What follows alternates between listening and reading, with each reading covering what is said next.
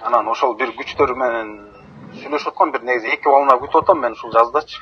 Азыркы действующий депутат, мурдагы чиновниктер, бир экөө мэр болгондор менен деле жолуктум бияктанчы. Картина уже ясный эле болуп калды дейт. Менин түшүнүгүм боюнча эме окшойт. Тыйын күтүп атышат окшойт да.